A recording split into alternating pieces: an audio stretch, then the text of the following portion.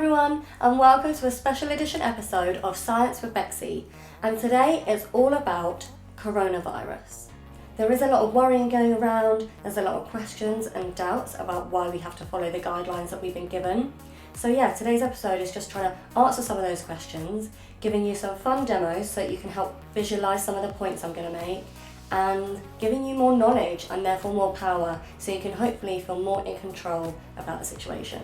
To start with, you need to know that coronavirus is transmitted as very small particles carried by air currents. So infected people will cough or sneeze, and these respiratory droplets will now be airborne. Healthy people will then inhale the infectious droplets, or the droplets can land in their eyes, on their nose, or on their mouths. People who inhale the infected germs do not necessarily have to be in face-to-face contact or even in the same room as the infected person. Here's a quick demonstration to show you how. Let's say I've coughed into my hand, and here the black ink can demonstrate the virus particles that may be on my hand. Now, if I don't wash my hands and I go on to touch another surface, this is what could happen.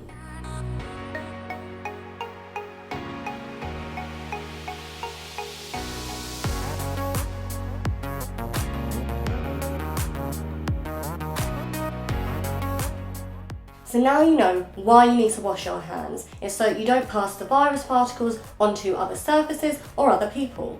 And I'm sure you've all seen the NHS guidelines on how to wash your hands, and there's like 7 different moves, and I'm sure it seems like a bit of a faff, but let me show you through the medium of paint as to why these 7 moves are so important.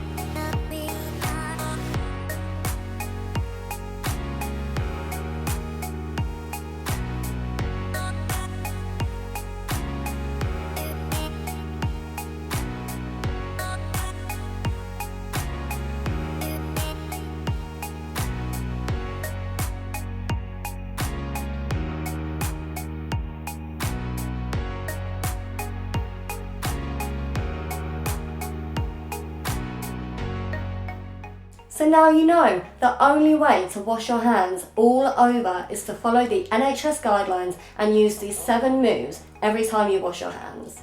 And I'm sure some of you are wondering, how do we know that soap actually works and it actually gets rid of the virus particles? Well, here's a little demonstration using pepper and water to show just that.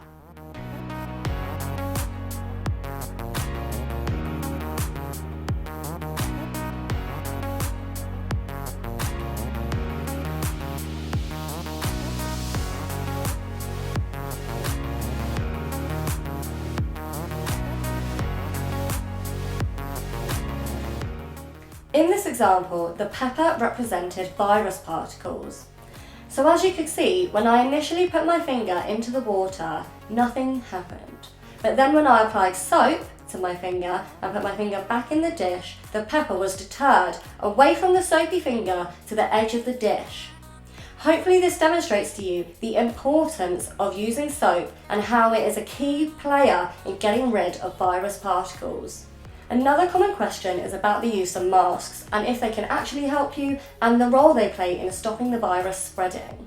So just a normal paper mask that you could buy in the shops or online, they can actually stop you from transmitting the virus. So if you already have it and you're wearing a mask and you cough, the mask will catch it and will stop it being transferred into the air.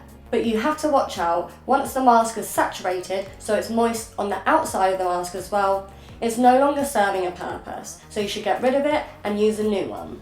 Unfortunately though, these masks can't actually stop you from catching it. If you wanted to do this, you would have to get a mask that was fitted to your face and sealed, so it was airtight, so that no air could get in. Or you would have to get one that was fitted to your face with a filter in it, so you could filter out the virus particles from the air. And even if your mask is sealed and airtight, it also needs to be made out of a material that is waterproof and prevents virus particles from permeating through it. So So this is just another reason why the normal paper medical masks won't stop you from catching coronavirus. Some people also want to know if their pets can catch it. But you'll be glad to hear that pets can't actually catch coronavirus, but they can help spread it. For example, if I coughed on my hand, didn't wash it, and then stroked my pet, then some of the virus particles would transfer onto their fur. Then if someone else came along and stroked the pet, then these particles could also get transferred onto their hand as well, just like in my demonstration earlier. And lastly, just a little fact as to why it's called coronavirus. So corona means crown in Latin, and under the microscope, corona has a series of crown-like spikes on its surface. And also, everyone remember to anti-back wipe your phone. The phone is probably one of the objects that you touch the most throughout the day. You take it into every room with you, let's be honest. So make sure that you clean that regularly as well. And I know it's scary times that we're living in at the moment, but we can all help out by adhering to all of the government guidelines, and please take social distancing seriously.